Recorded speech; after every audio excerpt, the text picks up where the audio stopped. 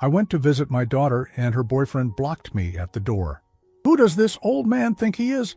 My daughter replied, "He's just a man I call Dad out of convenience." I simply smiled, went back home, and sold the property she thought was hers. Subscribe to the channel for more stories like this, and comment the city you're watching from. The October afternoon felt crisp against my skin as I walked up the cobblestone path to Aurora's apartment building. At 62, my joints reminded me of every step, but I was excited. I hadn't seen my daughter in 3 months, and the ache of missing her had been growing stronger each day. I clutched a small gift bag containing her favorite chocolate truffles from that little shop downtown she used to love as a child. I pressed the buzzer for apartment 4B, adjusting my jacket nervously. I knew I should have called first, but spontaneous visits used to be normal between us. At least they were normal when she was younger and still seemed to enjoy my company. The intercom crackled. "Yeah?" The voice wasn't Aurora's. It was deep, impatient male. "Hi, I'm here to see Aurora. I'm Daniel, her father." A long pause, then, "Hold on." I waited, shifting the gift bag from one hand to the other. Through the glass door, I could see the elevator doors opening. A tall man with disheveled hair and a wrinkled t-shirt approached. This had to be Marcus, the boyfriend Aurora had mentioned briefly during our last phone call 2 weeks ago. She hadn't said much about him, just that they were getting serious. Marcus opened the door but didn't step aside. Instead, he looked me up and down with obvious annoyance, like I was some kind of door-to-door salesman interrupting his day. "Who exactly are you supposed to be?" he asked, his voice dripping with disdain. The question caught me off guard. "I just told you. I'm Daniel, Aurora's father. Is she home?" Marcus crossed his arms, blocking the doorway completely. "Look, old man, I don't know what kind of game you're playing, but Aurora's busy right now. She doesn't have time for whatever this is." My chest tightened. "Old man?" I felt the heat rising to my cheeks but forced myself to stay calm. "There's no game. I'm her father, and I'd like to see her. Could you please let her know I'm here?" He laughed, actually laughed, like I'd told him some kind of joke. "Her father? Right. Listen, buddy, I don't know what you're trying to pull, but you need to leave, now." Before I could respond, I heard footsteps on the stairs. Aurora appeared behind Marcus, her blonde hair pulled back in a messy bun, wearing the same designer clothes she always favored. When she saw me, her expression didn't light up with surprise or joy. Instead, her face hardened into something cold and distant. "What are you doing here?" she asked, not moving from behind Marcus. "I wanted to see you," I said simply, holding up the gift bag. "I brought you those truffles you used to love." Aurora glanced at Marcus, then back at me. Something passed between them, some kind of silent communication that made my stomach clench with unease. "Marcus asked you a question," Aurora said, her voice flat. "What makes you think you can just show up here without calling?" I blinked, confused by her tone. "Aurora, honey, I know I should have called first, but I was in the neighborhood, and—" "Don't call me honey," she snapped, "and don't act like we have that kind of relationship."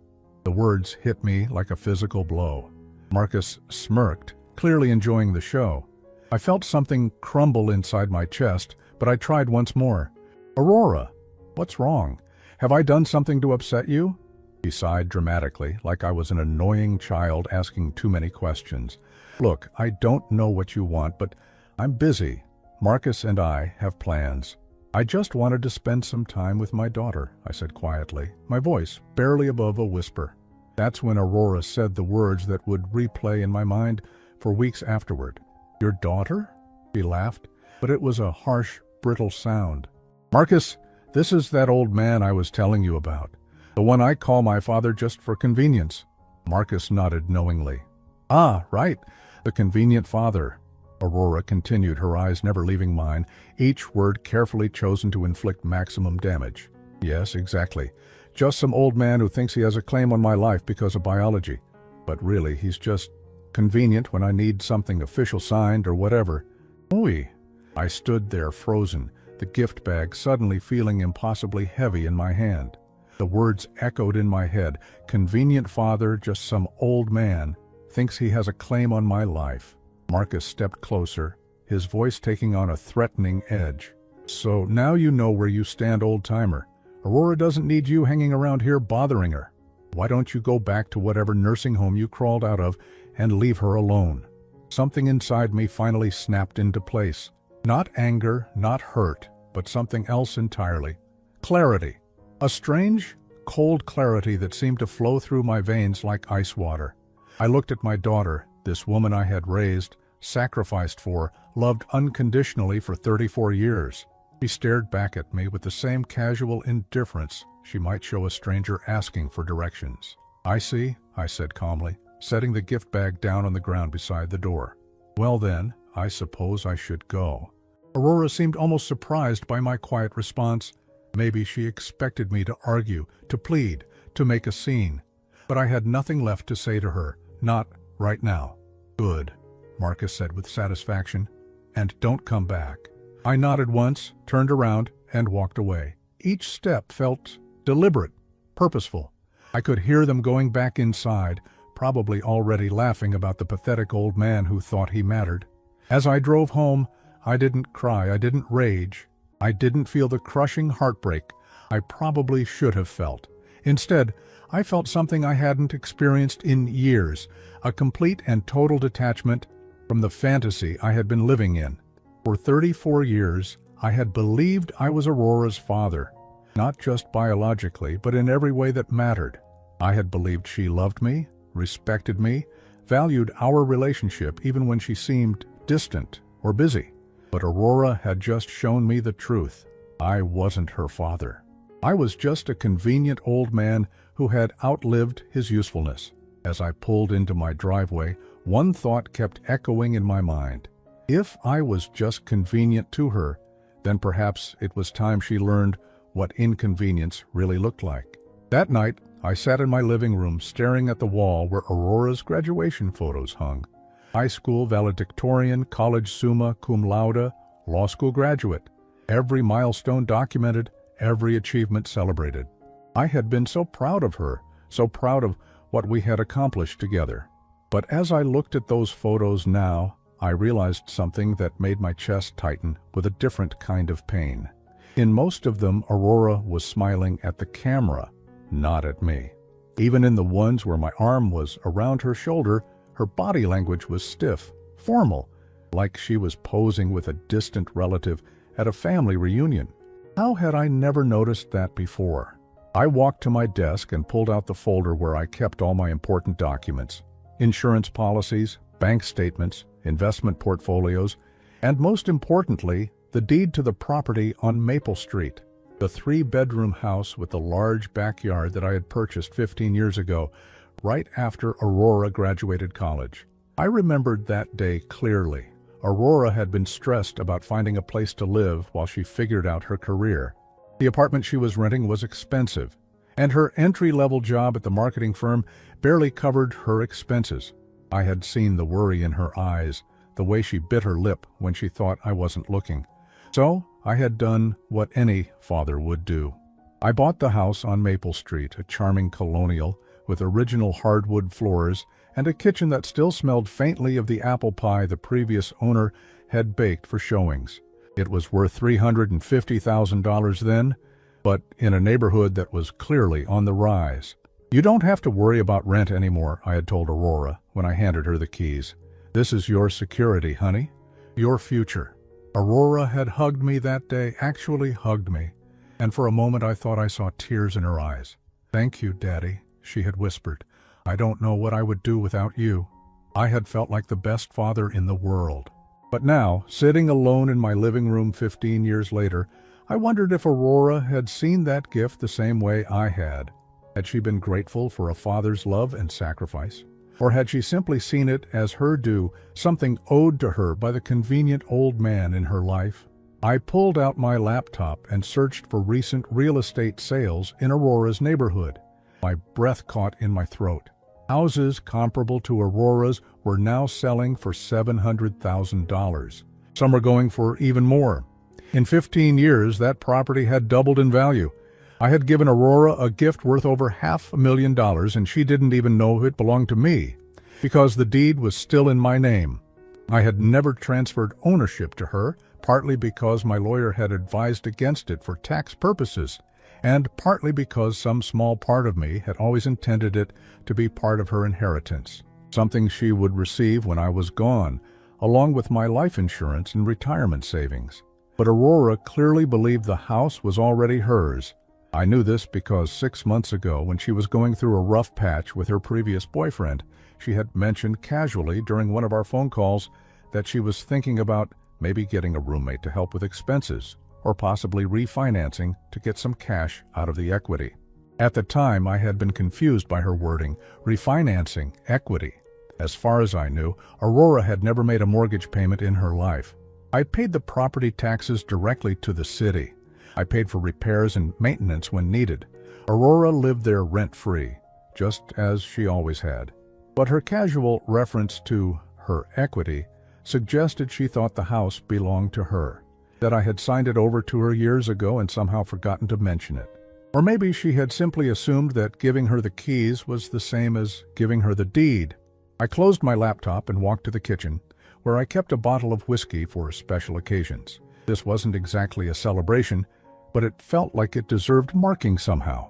I poured myself 2 fingers and sat back down with the deed in my hand. Daniel Reeves, sole owner of 123 Maple Street, the property that Aurora had been living in rent-free for 15 years, making improvements and changes as if it were her own. The property she apparently believed she could refinance or sell at will. The property that was still mine. I thought about all the times over the years when Aurora had seemed distant, preoccupied, too busy to spend time with me. The canceled dinners, the forgotten holidays, the phone calls that felt more like obligation than affection. I had always told myself she was just busy building her career, that she would come around eventually, that our relationship would improve when she was more settled. But what if it wasn't about being busy? What if Aurora had simply been waiting for me to die so she could inherit what she already believed was hers? The thought should have devastated me. It should have sent me into a spiral of grief and self-pity. Instead, it filled me with something I hadn't felt in years: purpose. I pulled out my phone and scrolled through my contacts until I found the number for James Morrison, the real estate attorney who had helped me purchase the Maple Street property 15 years ago. James was probably retired by now, but his son had taken over the practice. I glanced at the clock. 9:30 p.m. Too late to call tonight, but first thing in the morning I would make an appointment. I had some questions about my property, and I had a feeling the answers were going to be very interesting. As I finished my whiskey, I walked back to the wall of graduation photos. Aurora smiled out at me from behind the glass, frozen in moments when she had still needed me, still pretended to love me, still played the role of the grateful daughter. But those days were over. Aurora had made it clear that I was just a convenient old man who had outlived his usefulness. Tomorrow, I would start showing her what it meant to be inconvenient, and I found myself looking forward to it more than I had looked forward to anything in years. The next morning, I called Morrison and Associates at exactly 9 a.m. James Morrison's son, David, remembered me from when I had updated my will 3 years earlier. He agreed to see me that afternoon. David Morrison was nothing like his father. Where James had been warm and grandfatherly, David was all business. Sharp suit, expensive watch, the kind of man who charged by the minute and made sure you knew it. But he was thorough, and right now, thoroughness was exactly what I needed. "So, you want to know about the legal status of the Maple Street property," David said, spreading the documents across his polished desk. "And specifically about your daughter's potential claims to it." I nodded. "Aurora has been living there for 15 years. I'm wondering if that creates any kind of legal ownership on her part." David shook his head. "Not in this state. The deed is in your name. You pay all the expenses, and there's no record of any ownership transfer. Your daughter is essentially a tenant paying 0 rent." He paused, studying my face. "May I ask why this is suddenly a concern?" I chose my words carefully. "I'm reconsidering my estate planning. I want to understand all my options." David pulled up something on his computer. "I see here that your daughter is listed as the primary beneficiary on your life insurance policy and retirement accounts. And according to your will, she inherits everything, including the house, when you pass away. That's correct. But you're considering changes? I met his gaze. I'm considering many things. David leaned back in his chair. Mr. Reeves, I have to ask, has something happened between you and your daughter? I was quiet for a long moment. Then I told him about the previous day, about Marcus's treatment of me, about Aurora calling me a convenient father, about the cold indifference in her eyes when she made it clear I had no real place in her life. David listened without interruption, occasionally making notes. When I finished, he was quiet for several minutes. I'm sorry, he said finally. That must have been incredibly painful. It was enlightening. David opened a new file on his computer. If you're serious about making changes, we have several options. You could sell the property and remove it from your estate entirely. You could change your beneficiaries. You could set up trusts with specific conditions. He paused. Or you could simply let your daughter know that the house isn't actually hers yet. That last suggestion intrigued me. What do you mean?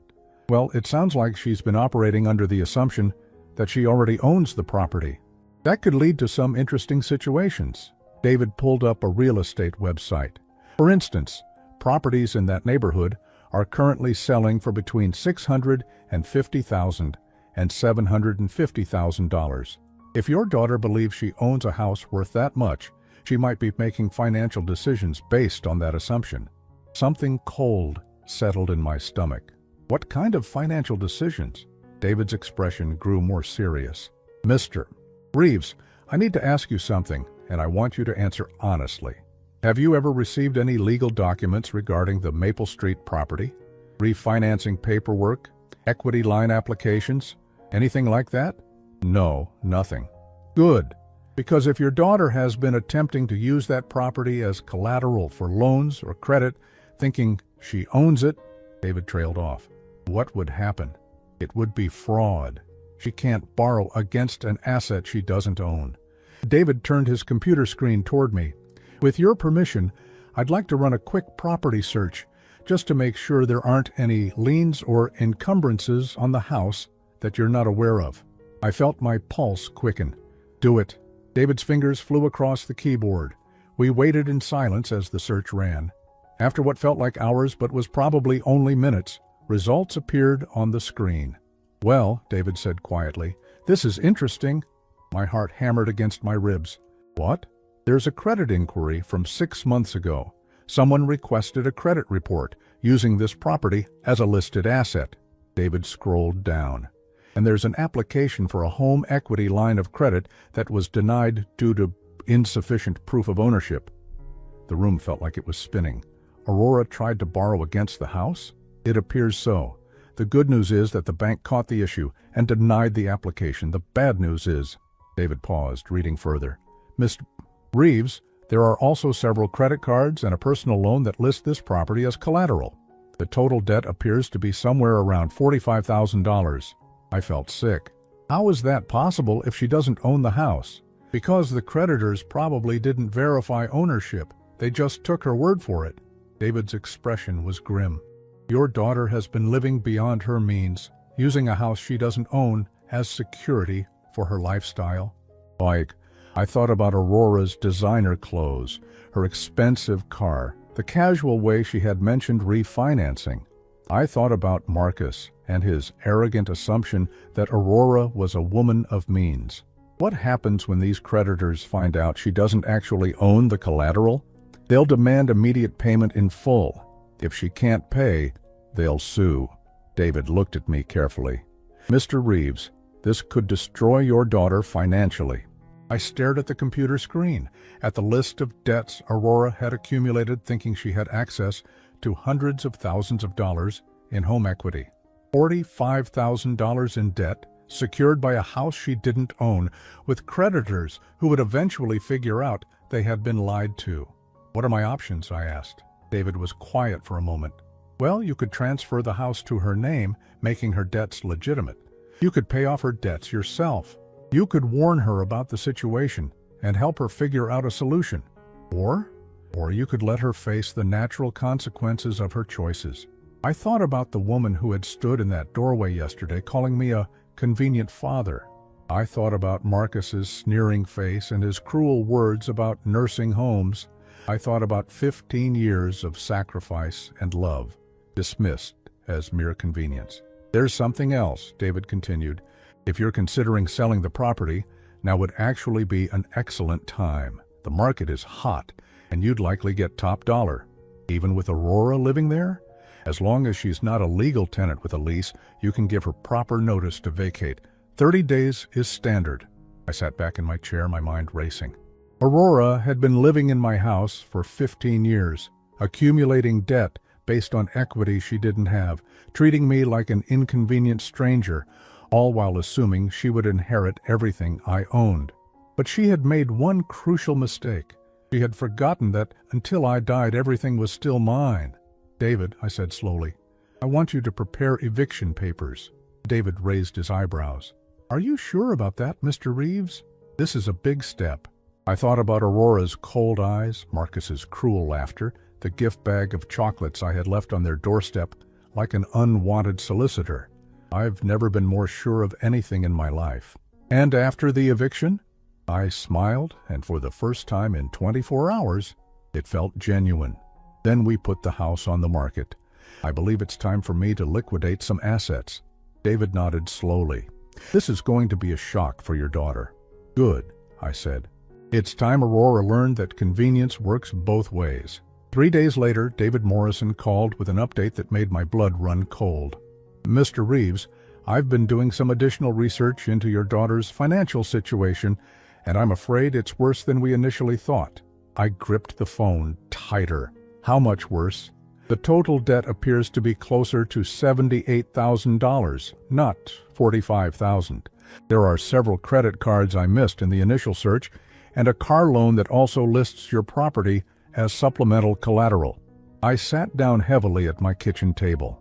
$78,000, nearly $80,000 in debt that Aurora had accumulated, believing she owned a house worth $700,000. But there's more, David continued, his voice careful.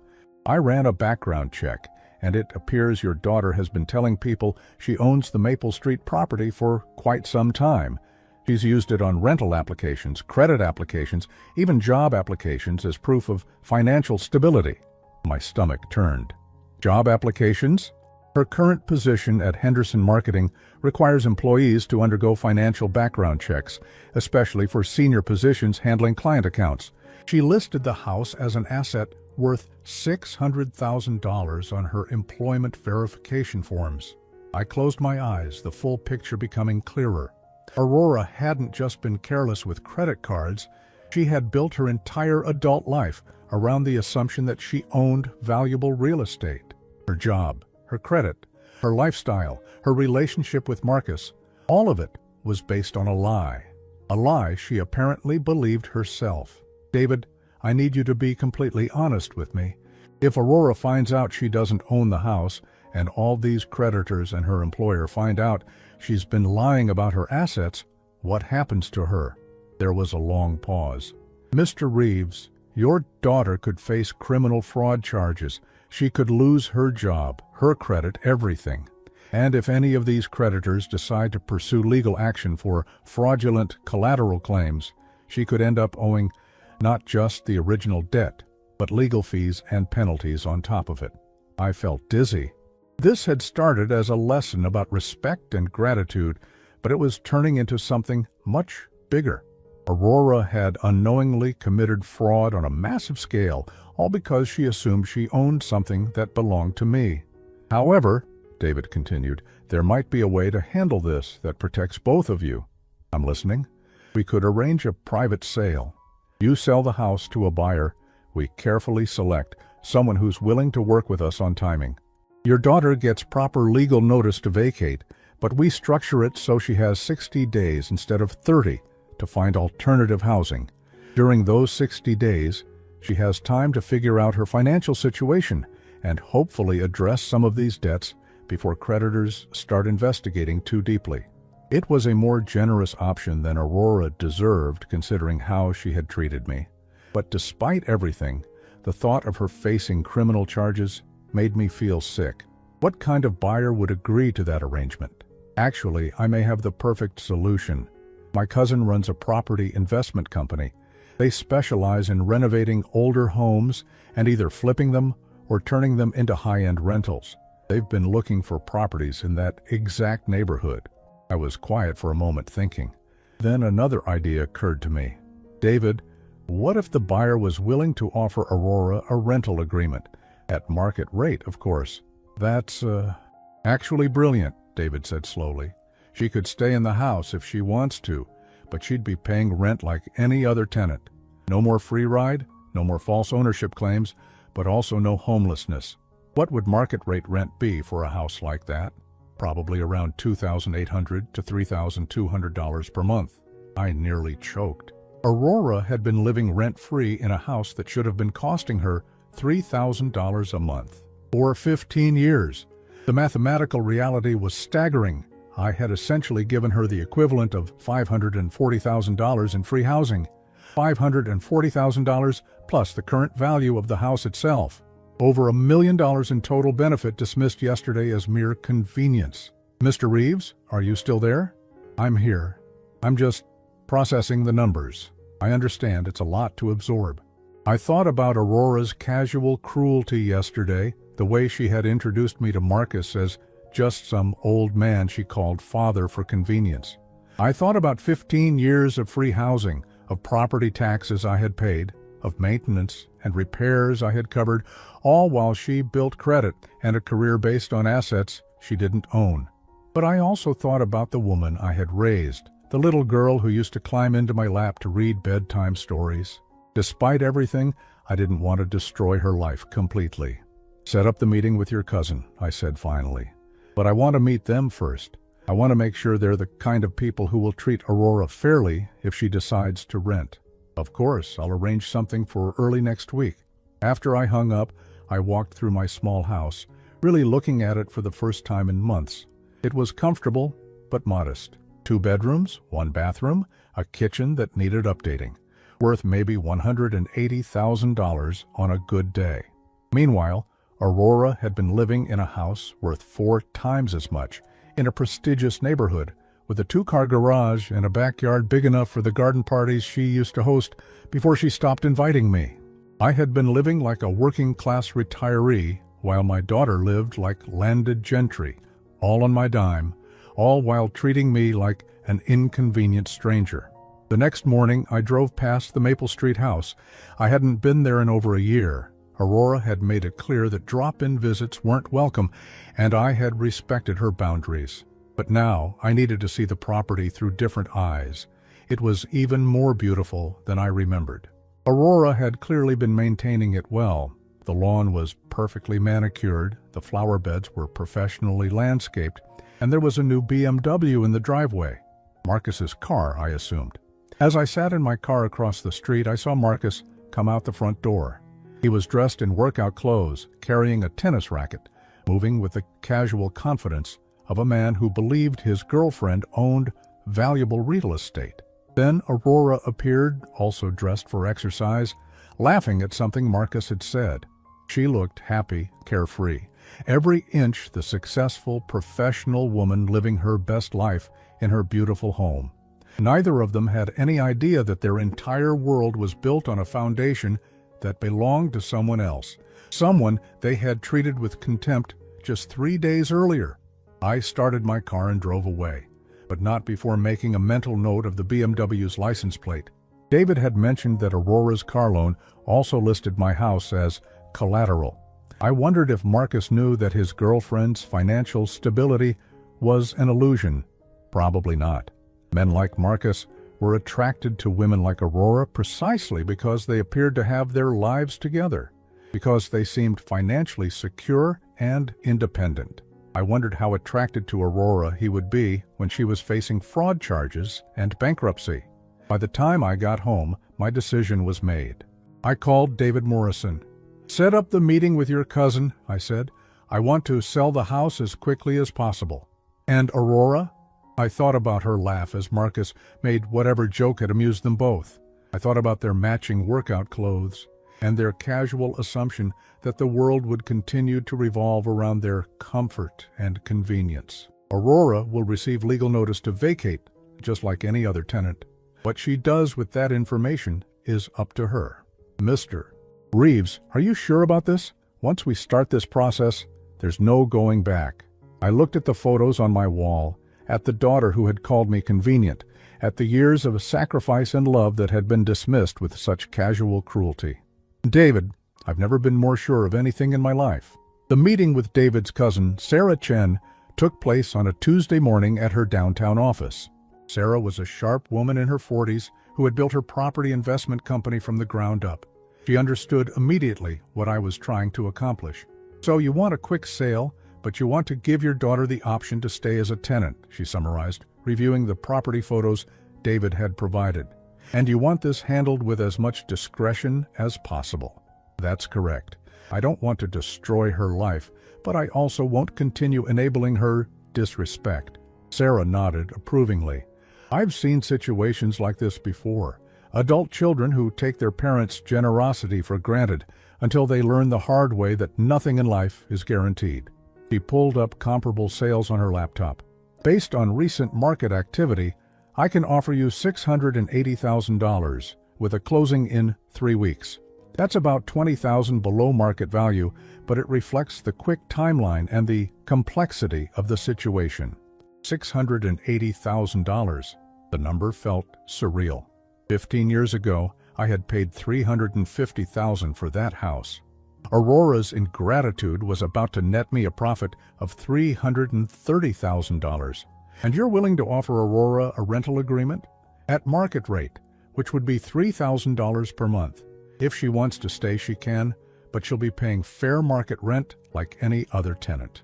I thought about Aurora's reaction to suddenly having a monthly housing expense of $3,000 on top of her existing $78,000 in debt.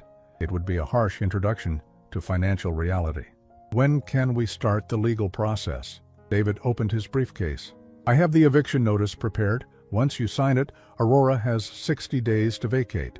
That gives her time to either arrange the rental with Sarah's company or find alternative housing.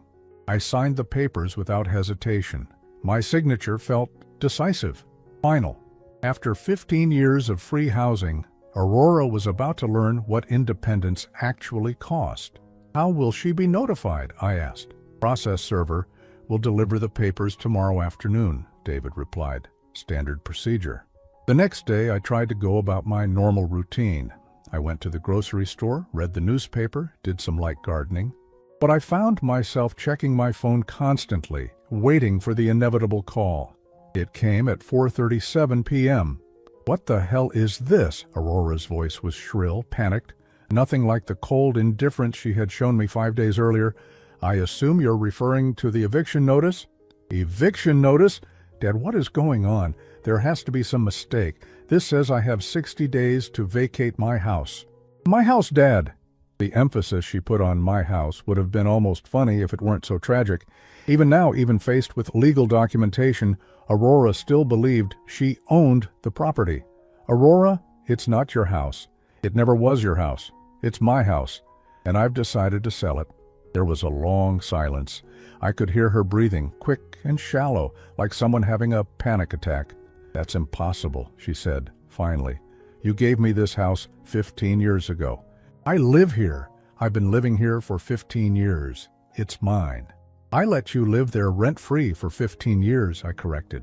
The deed has always been in my name. I've always paid the property taxes, the insurance, the maintenance costs. You were essentially a tenant who paid no rent. But you said it was my security, my future. You gave me the keys. I gave you the keys to live there, not to own it. There's a difference. Another long silence. Then Aurora's voice changed, became wheedling, desperate. Dad, please, there has to be some misunderstanding. I can't lose this house. I have financial obligations tied to this property. People are depending on this house as collateral. There it was. The admission that she had been borrowing against property she didn't own. What kind of financial obligations, Aurora? Her breathing became more erratic. I have some credit accounts that... Look, that's not important right now.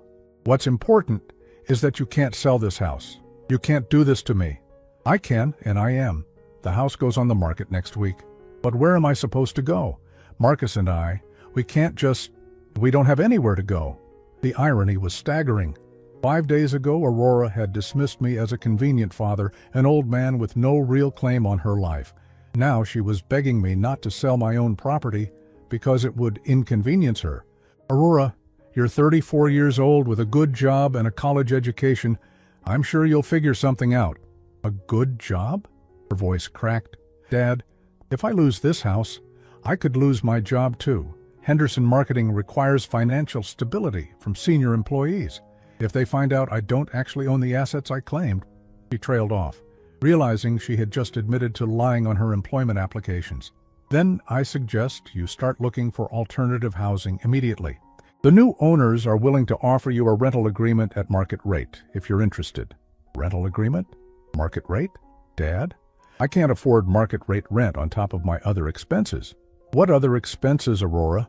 The ones you incurred using my house as collateral? The silence stretched so long I thought she might have hung up.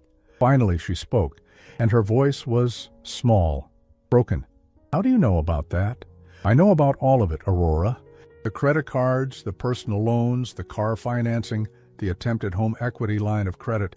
$78,000 in debt secured by a house you don't own.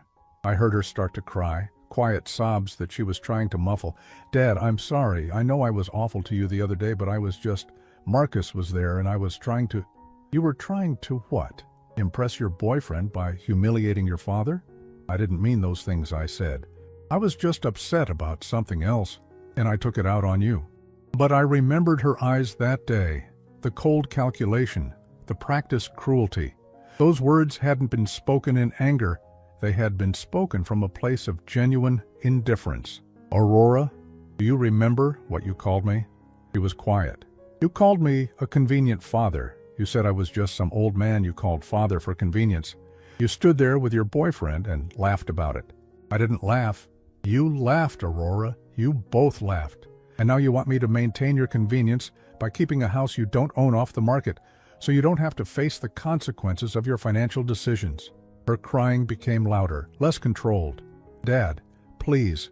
I know I messed up. I know I said terrible things, but I can't lose everything. Please don't do this to me.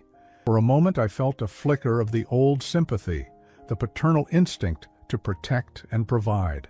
But then I remembered Marcus's sneer, Aurora's cold dismissal, the casual cruelty with which she had reduced 15 years of sacrifice to mere convenience. The house sells in 3 weeks, I said firmly. You have 60 days to decide whether you want to rent from the new owners or find somewhere else to live. Those are your options. Dad, wait. I hung up. 20 minutes later, my doorbell rang. Through the peephole, I could see Aurora standing on my front porch, her face red and blotchy from crying. Marcus was with her, looking distinctly uncomfortable. I opened the door but didn't invite them in. Dad, we need to talk, Aurora said, her voice hoarse. Please, can we just sit down and work this out? Marcus cleared his throat. Mr. Reeves, I think there's been a misunderstanding. Aurora owns that house. She's lived there for years. You can't just kick her out. I looked at Marcus with the same steady gaze I had used on Aurora during our phone call. Marcus, Aurora doesn't own that house. She never owned that house. The deed is in my name, always has been. She's been living there rent-free as a courtesy, and that courtesy is ending. Marcus looked confused, turning to Aurora. But you told me you inherited it from your grandmother. Aurora's face went pale. I never said that exactly. Yes, you did. You said your grandmother left you the house and that your father was just helping with the paperwork. I raised an eyebrow. Is that what you told him, Aurora? Aurora looked trapped, caught between her boyfriend's confusion and her father's steady gaze. I may have simplified the situation. You lied, Marcus said flatly. You lied to me about owning the house. I didn't lie exactly. I thought it would be mine eventually, so Marcus stepped back from her, his expression shifting from confusion to something harder. Aurora, I moved in with you because you said you owned a house. I've been splitting expenses with you based on the assumption that you had equity, that we had financial security. "We do have security," Aurora said desperately. "Dad's not really going to sell the house. He's just trying to make a point because I hurt his feelings." Both Marcus and I stared at her. Even now, even faced with legal eviction papers and her boyfriend's growing awareness of her deceptions, Aurora still believed this was some kind of elaborate bluff. "Aurora," I said quietly, "the house goes on the market Monday morning. The listing goes live at 9 a.m. You have 56 days remaining to find alternative housing." I stepped back and closed the door, leaving them standing on my porch. Through the window, I watched Marcus walk away from Aurora, his body language rigid with anger. Aurora followed him, pleading, but he didn't slow down. By the time they reached the street, they were arguing loudly enough for the neighbors to hear. I closed the curtains and poured myself a glass of wine. Tomorrow the whole neighborhood would know that Aurora Montgomery Reeves didn't actually own the house she had been living in for 15 years, and somehow that felt like perfect justice.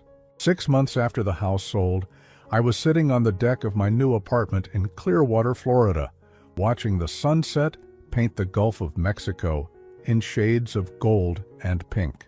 The complex was designed for active seniors, with a golf course, swimming pool, and social activities that I was slowly learning to enjoy. The sale had gone through exactly as planned.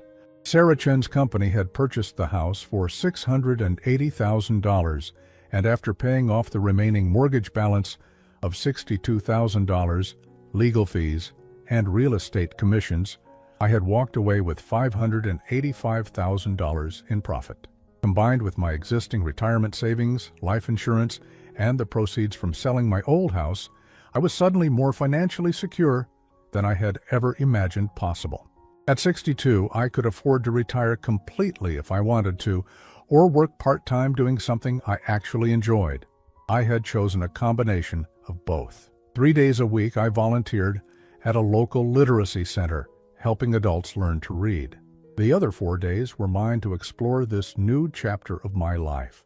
My phone buzzed with a text message. It was from David Morrison, my attorney. "Thought you'd want to know. Aurora signed the rental agreement with Sarah's company. She's staying in the house, but paying $3,000 per month now. Also, Marcus moved out 2 weeks after the eviction notice. Thought you should know." I set the phone down and took a sip of my evening wine. So Aurora had chosen to stay in the house, but as a paying tenant, and Marcus had apparently decided that a girlfriend with $78,000 in debt and no actual assets wasn't the catch he had thought she was. I found myself feeling a strange mixture of satisfaction and sadness. Satisfaction because Aurora was finally experiencing the real cost of independence. Sadness because it had taken financial consequences to teach her lessons about respect and gratitude that should have come naturally. A week later, another update from David arrived via email. Aurora had been forced to disclose her true financial situation to her employer at Henderson Marketing. Rather than firing her for the false asset claims, they had demoted her and placed her on a financial probation program. She was still employed, but at a significantly reduced salary. She had also filed for debt consolidation and was working with a financial counselor to address the $78,000 in loans she could no longer pretend were secured by real estate equity. I found myself oddly proud of her for facing her problems instead of running from them. Maybe there was hope for Aurora after all. My phone rang on a Tuesday evening in March. I almost didn't answer when I saw Aurora's name on the screen, but something made me pick up. "Hello, Aurora." Her voice was quiet, subdued. "Hi, Dad. I know you probably don't want to hear from me, but I wanted to tell you something." I waited. "I'm going to pay you back," she said. "All of it. The 15 years of rent I should have been paying, the property taxes, the maintenance costs. I calculated it out with a financial advisor, and it's about $540,000 in total. I'm going to pay you back." I was quiet for a long moment. "Aurora, that's not necessary." "Yes, it is," she said firmly. "I know what I did was wrong. Not just the things I said to you, but the way I lived for 15 years without ever acknowledging what you were giving me. I treated your generosity like an entitlement, and then I treated you like you didn't matter." Her voice cracked slightly. I'm setting up a payment plan. It's going to take me probably 20 years to pay you back, but I'm going to do it. $50 a month at first, more when I get my finances straightened out. I felt something shift in my chest, a loosening of tension I didn't even realize I had been carrying. Aurora, I don't need you to pay me back. I need you to understand what happened. I do understand, she said quietly. I understand that I became a person I don't like very much, someone who took and never gave anything back, someone who was cruel to the person who loved me most. She paused, and I could hear her taking a shaky breath. Dad, I know I don't deserve forgiveness. I know saying I'm sorry doesn't undo the things I said or the way I treated you, but I want you to know that losing you, really losing you, was worse than losing the house or Marcus or anything else. I felt my eyes start to burn with unshed tears. I miss you, she whispered. I miss having a father. I miss the person I used to be when I still had your respect. For the first time since this whole ordeal began, I heard something in Aurora's voice that I had been waiting 34 years to hear. Genuine remorse, real understanding of what she had lost. Aurora, I said softly, you haven't lost me forever, but our relationship can't go back to what it was. It needs to be something new, something built on mutual respect instead of one-sided sacrifice. I know, she said. I'm willing to work for that, if you'll let me. We talked for another hour. Aurora told me about her smaller apartment, her reduced hours at work, the financial counseling sessions that were teaching her to live within her means. She asked about my new life in Florida, and I found myself telling her about the literacy center, the friends I was making, the peace I had found in this simpler, more authentic existence. When we hung up, I felt something I hadn't experienced in years, hope for a genuine relationship with my daughter. 3 months later, Aurora sent me a check for $50 with a note that read, Payment 1 of approximately $480. Thank you for teaching me that nothing worthwhile comes free. I deposited the check not because I needed the money, but because I understood what it represented. It was Aurora's acknowledgement that our relationship needed to be rebuilt on a foundation of mutual respect and reciprocity. A year after selling the house, Aurora called to tell me she had been promoted back to her original position at Henderson Marketing. Her salary was still lower than it had been before, but she was rebuilding her professional reputation through hard work and honesty. I have something to ask you, she said during that call. Would you like to come visit me? I know the house looks different now that I'm actually paying for it, but I'd like to show you how I'm living now. I booked a flight for the following month. The house on Maple Street looked exactly the same from the outside, but when Aurora gave me a tour, I could see the changes. Gone were the expensive furnishings and designer decorations. The rooms were simpler now, furnished with pieces that reflected Aurora's actual budget rather than the lifestyle she had been pretending to afford. It's smaller somehow, I observed. Aurora laughed, and for the first time in years, it sounded genuine. It's the same size, Dad. I just can't afford to fill it with stuff I don't need anymore. We had dinner at her kitchen table, a simple meal she had cooked herself rather than ordering from expensive restaurants like she used to. As we ate, Aurora told me about her new life, the friends she had made who valued her for who she was rather than what she owned, the satisfaction she felt from paying her own bills and making her own way. I never realized how empty my old life was, she said. I had all these things and all this fake security, but I didn't have any real relationships. Even with you, I had stopped seeing you as a person and started seeing you as just a resource. She set down her fork and looked at me directly. I'm sorry, Dad. I'm sorry for treating you like you didn't matter. I'm sorry for taking your love for granted. And I'm sorry it took losing everything for me to realize what I had thrown away. I reached across the table and took her hand. Aurora, you didn't lose everything. You lost the things that weren't real anyway, but you found something more valuable. You found yourself. We spent the weekend together, and for the first time in decades, it felt like I was spending time with my daughter, not performing the role of convenient father or someone who tolerated my presence out of obligation. On Sunday, as I prepared to fly back to Florida, Aurora walked me to my rental car. Dad, I know I have no right to ask this, but would you consider moving back to town not to take care of me or help me with anything, just to be close. I know I wasted a lot of years, but I'd like to spend whatever time we have left actually being father and daughter. I looked at this woman who had hurt me so deeply, who had dismissed me so cruelly, but who had also found the courage to face her mistakes and rebuild herself from the ground up. "Let me think about it," I said.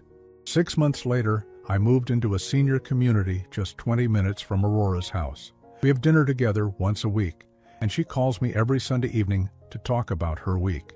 She's still paying me $50 a month, and we both understand that those payments will continue until she has repaid what she owes, not because I need the money, but because she needs to finish what she started.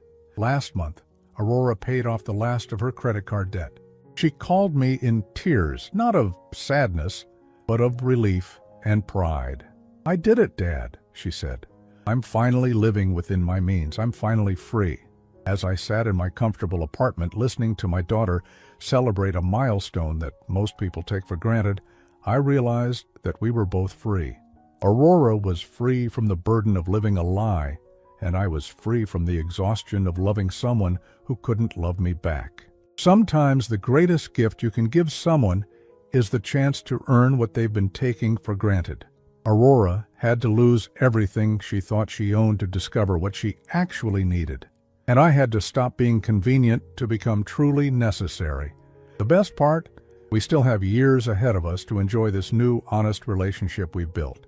Years where I'm not just Aurora's father, but someone she genuinely wants in her life.